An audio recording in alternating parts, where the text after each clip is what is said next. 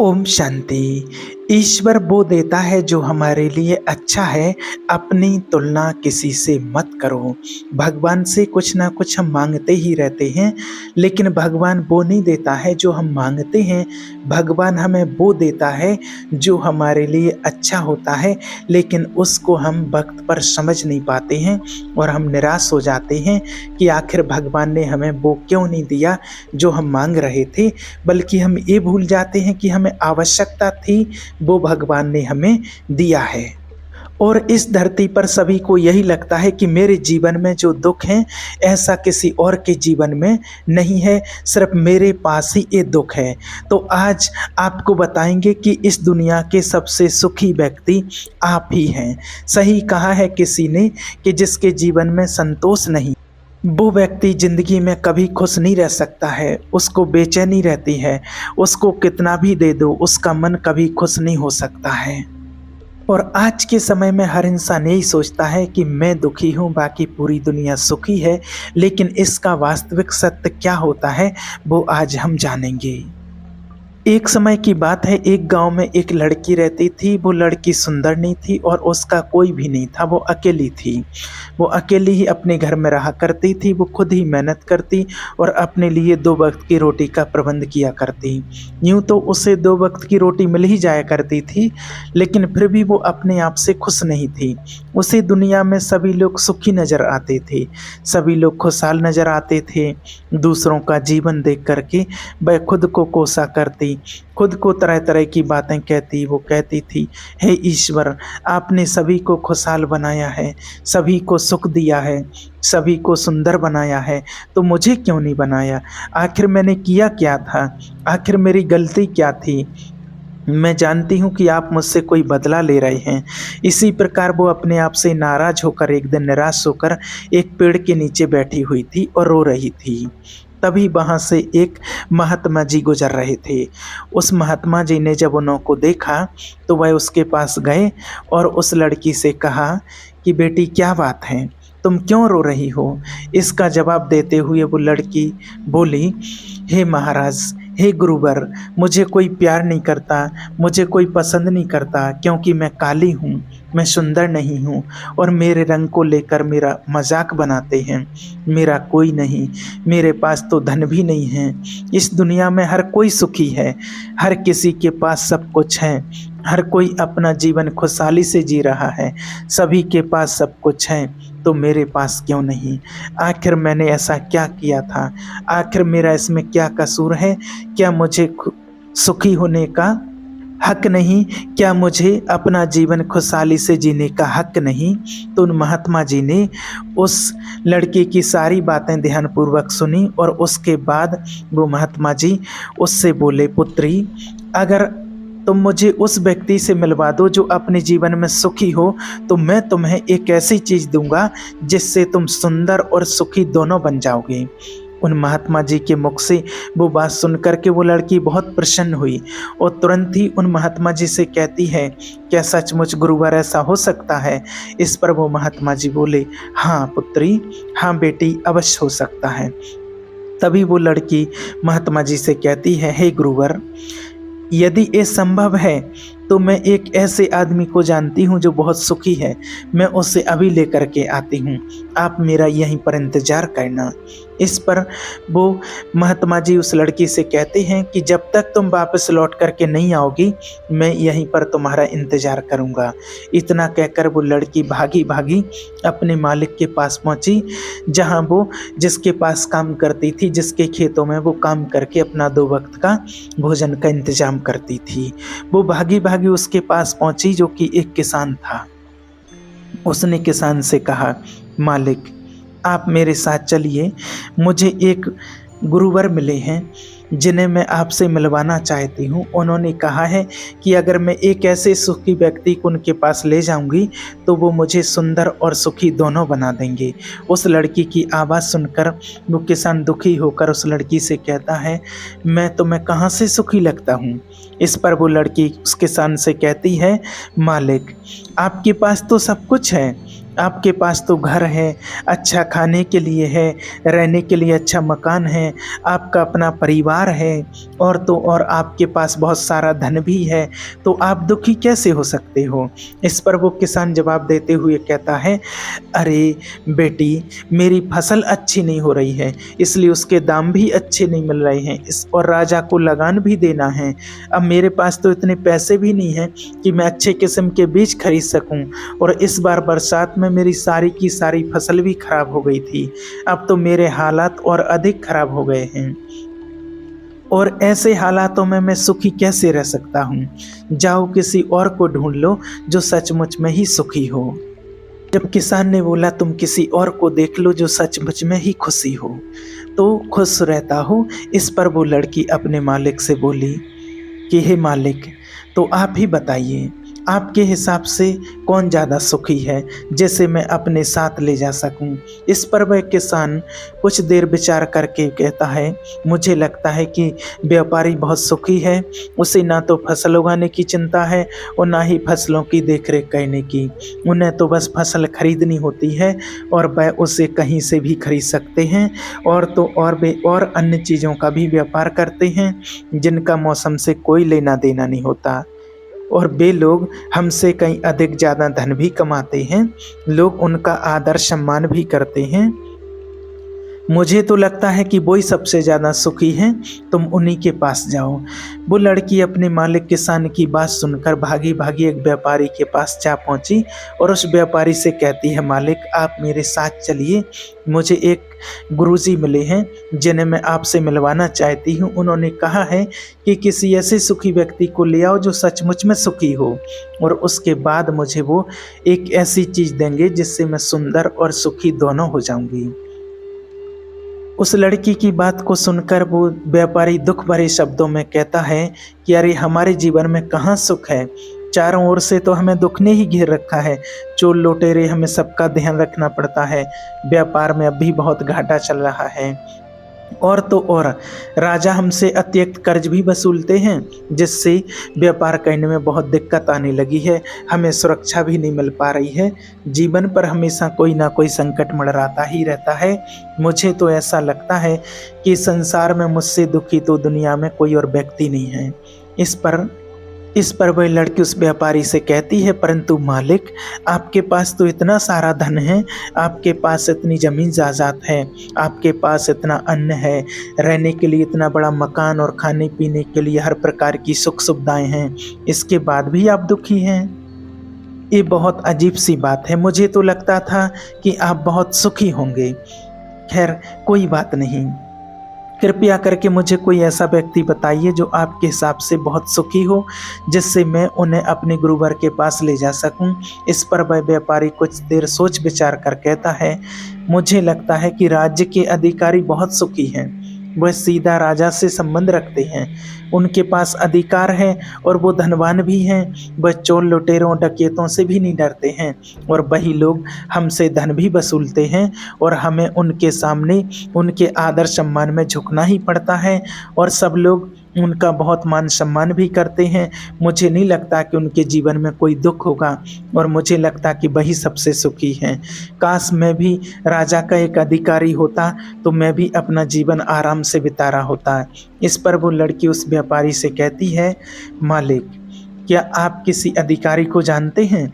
क्या आप मुझे उनसे मिलवा सकते हैं? मैं उन्हें अपने साथ ले जाऊंगी, अगर वह सबसे सुखी हुए तो। इसके बाद मुझे वह गुरुवर ऐसी कुछ चीज़ देंगे जिससे मैं बहुत सुंदर और सुखी हो जाऊंगी। बताइए ना, आप मुझे किसी अधिकारी से मिलवा दीजिए। अगर आप किसी से मिलवा सकते हैं तो मैं आपकी बहुत आभारी रहूंगी, कोई भी राज्य अधिकारी हो। व्यापारी को उस लड़की पर दया आ गई, उसने उस लड़की को एक अधिकारी से मिलवा ही दिया जिसे वह व्यापारी जानता था। लड़की ने अधिकारी से मिलने के बाद उस अधिकारी से कहा, मालिक आप मेरे साथ चलिए, मुझे एक गुरुजी मिले हैं जिन्हें मैं आपसे मिलवाना चाहती हूँ। उन्होंने मुझसे कहा है कि अगर मैं एक सुखी व्यक्ति को उनसे मिलवा दूंगी तो वो मुझे एक ऐसी चीज़ देंगे जिससे मैं सुंदर और सुखी दोनों बन जाऊंगी। इससे वो अधिकारी उस लड़की से कहता है कि तुमसे किसने कह दिया कि मैं सुखी हूँ? अरे मेरे जैसा दुखी तो इस दुनिया में और कोई नहीं होगा। तुम्हें नहीं पता है, लेकिन हम पर कितना दबाव होता है, हमारे ऊपर कितनी जिम्मेवारियां होती हैं। हमें हर एक आदेश को पूरा करना ही होता है और वह आदेश भी इतनी आसानी से पूरे नहीं होते हैं। उनके लिए हमें कितनी मुश्किलें उठानी पड़ती हैं, कितनी दिक्कतों का सामना करना पड़ता है। राजा कुछ भी आदेश पारित कर देते हैं और उसे हमें लागू करना पड़ता है। जनता का गुस्सा और तरह तरह की मुश्किलें, सभी परिणाम हमें ही झेलने पड़ते हैं। और तुम्हें लगता है कि मैं सुखी हूँ? ऐसा कुछ भी नहीं है। अगर वह गुरुजी तुम्हें सुखी कर दें तो तुम उससे मुझे भी मिलवा देना। मैं भी तो सुखी होना चाहता हूँ, मुझे भी अपना जीवन खुशहाली से बिताना है। भला अधिकारी बनकर मुझे क्या मिला? रोज रोज के तनाव। इस पर वह लड़की आश्चर्य से उस अधिकारी से कहती है, मालिक, जहाँ तक मैं सोचती थी कि आप सबसे सुखी हैं, लेकिन आप भी सुखी नहीं लग रहे हैं। परंतु आपको क्या लगता है इस दुनिया में कोई ऐसा व्यक्ति है जो सबसे सुखी होगा? क्या आप मुझे बता सकते हैं? मैं आपकी बहुत बहुत आभारी रहूँगी। उस लड़की की सारी बातें सुनने के बाद उस अधिकारी को उस लड़की पर दया आ गई। उस अधिकारी ने लड़की से कहा कि मुझे तो लगता है कि इस पूरे राज्य में एकमात्र व्यक्ति है और वह है इस राज्य का राजा, जो हमेशा सुखी रहते हैं। मुझे तो वही सुखी लगते हैं जो हमेशा खुश रहते हैं। उन्हें किसी का कुछ सुनना नहीं पड़ता है। वो नियम बनाते हैं, आदेश देते हैं, सुरक्षा से घिरे रहते हैं और सब उनके सामने झुकते भी हैं। ना उन्हें धन की कमी है, ना जमीन जायदाद की। सारी धरती को उन्होंने जीत लिया है। वह सबके मालिक हैं और सबसे उच्च वही हैं जो एकमात्र सुखी व्यक्ति हैं। काश मैं भी किसी राजा के घर पर जन्मा होता तो आज मैं भी बहुत सुखी होता। उस अधिकारी की ये सारी बातें सुनकर उस लड़की अधिकारी की बातें सारी सुन कर के वो लड़की उस अधिकारी से कहती है कि मालिक, आपसे विनती है, क्या आप मुझे एक बार राजा से मिलवा सकते हैं? कृपया कीजिए, आपका बहुत एहसान होगा। बस एक बार मुझे राजा से मिलना है, मैं उनसे कुछ पूछना चाहती हूँ।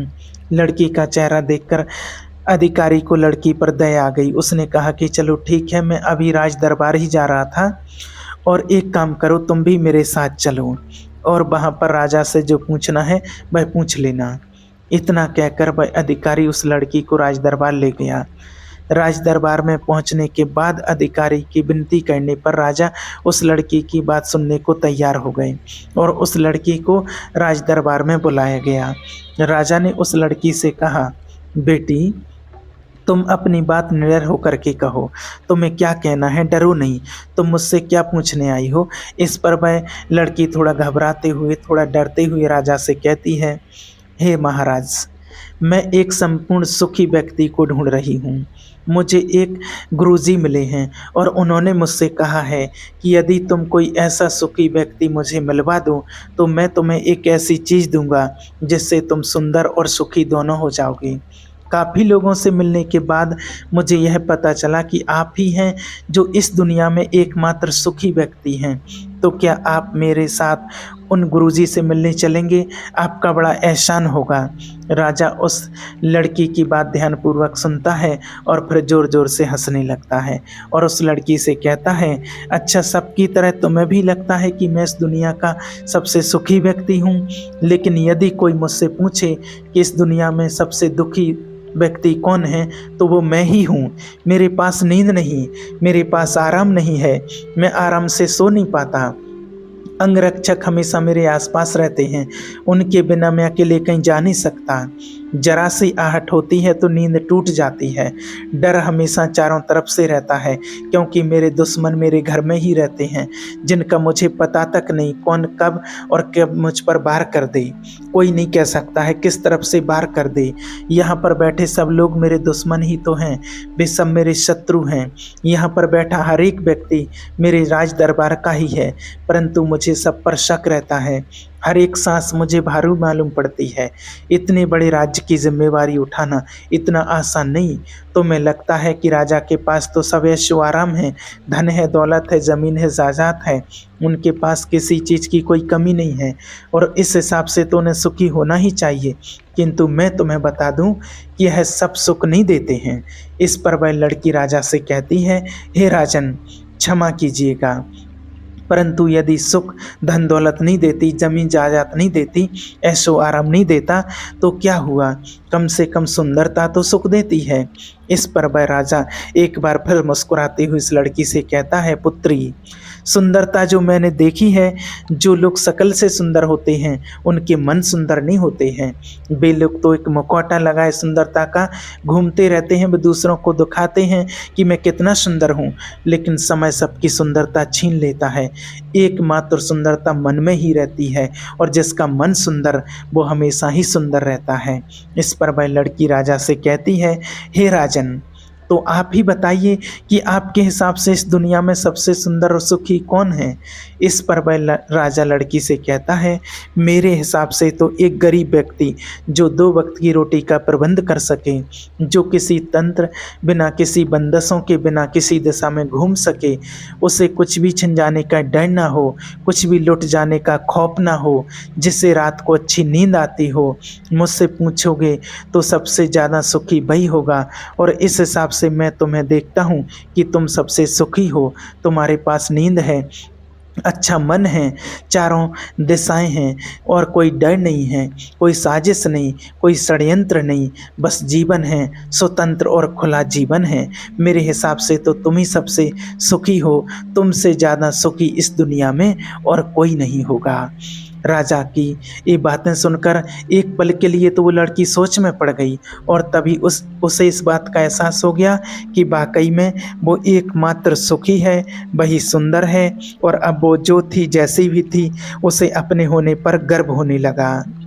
पूरे दिन यहाँ वहाँ भटकने पर वो लड़की हारी थकी, पूरे दिन यहाँ वहाँ भटकते हुए आखिरकार थक हार कर संपूर्ण सुख लिए हुए चेहरे पर मुस्कान लाई, प्रकृति से बातें करते हुए वह उन गुरुजी के पास वापस पहुँची और उन्होंने गुरुजी से कहा, हे गुरुवर, मैं यहाँ से गई थी तो मुझे लग रहा था कि मैं ही सबसे दुखी हूँ और मैं ही सबसे बदसूरत हूँ, लेकिन यहाँ से जाने के बाद जैसे जैसे मैं लोगों से मिलती गई, मुझे यह एहसास होने लगा कि इस दुनिया में सबसे सुखी व्यक्ति तो मैं ही हूँ।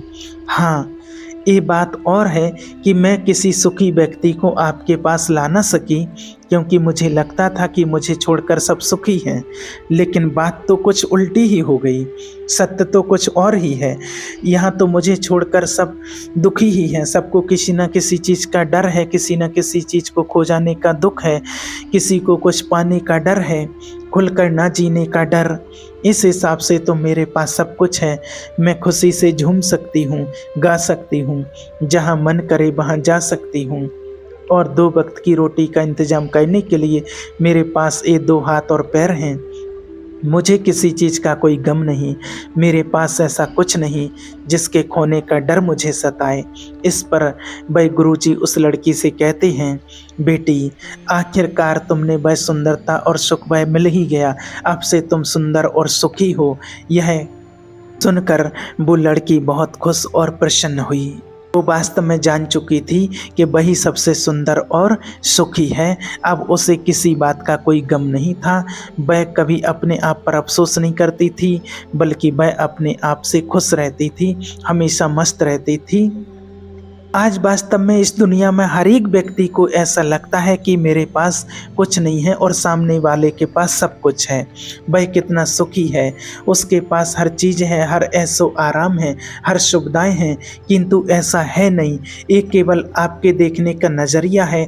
असली सुख तो आपके पास ही है, और वह है संतुष्टि। जब व्यक्ति जिसके पास जो है, अपने पास जो है, उसको ना देख करके, उसकी वैल्यू को ना समझ करके दूसरे की वस्तुओं को वैल्यू देने लगता है, दूसरे की सुख सुविधाओं को वैल्यू देने लगता है, तब उसे अपनी वैल्यू और अपनी सुख सुविधाएं नज़र नहीं आती हैं। जब अपने आप से संतुष्ट हैं, आपके पास जो कुछ भी है, यदि उसमें आप खुश हैं, तो आपको कोई भी गम डरा नहीं सकता है, आपको कोई भी दुख परेशान नहीं कर सकता है। किंतु हमारी सबसे बड़ी तकलीफ़ यही है कि हम खुद को नहीं बल्कि दूसरों को ज़्यादा देखते हैं, दूसरों से हम ज़्यादा प्रेरित होते हैं, उनकी उनकी खुशी देखकर हमारे अंदर ईर्ष्या का भाव उत्पन्न होने लगता है। हमें तकलीफ होती है कि उनके पास इतना सुख कैसे है और हम इतने दुखी कैसे हैं। हम केवल उनकी तरफ ही नज़र गड़ाए हुए हैं।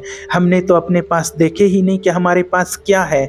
हम उस पर कभी ध्यान ही नहीं देते हैं, बल्कि हम तो हमेशा इस पर ही ध्यान देते हैं कि हमारे पास क्या नहीं है, और यही नज़रिया हमें दुख और तकलीफ़ों की तरफ ले जाता है।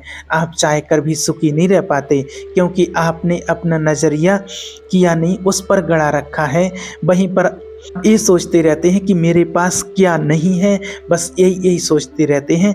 बल्कि आपको अगर ये सोचा जाए, आप खुद ये विचार करें कि मेरे लिए अच्छा घर है, खाने के लिए अच्छा खाना है, पहनने के लिए अच्छे वस्त्र हैं, कम से कम 2 वक्त की रोटी का आपके लिए इंतज़ाम भी हो जाता है। लेकिन बहुतों के पास तो यह भी नहीं है जो आपके पास है। तो क्या आप सुखी नहीं हैं? तो क्या आपके पास वो सब नहीं है जो उनके पास नहीं है? एक पल के लिए आप सोच करके देखिएगा कि आपके पास सब कुछ है जो बहुत लोगों के पास नहीं है। इसलिए आपके पास जो है उसमें आप संतुष्ट रहिए, तो आपसे ज़्यादा सुखी व्यक्ति संसार में और कोई हो नहीं सकता है। परमपिता परमात्मा भगवान भी हमसे यही कहते हैं कि संतुष्टता ही सबसे बड़ा धन है। जो आपके पास है उसी में संतुष्ट रहिए। इच्छाएं कभी किसी की पूरी नहीं होती हैं। ओम शांति।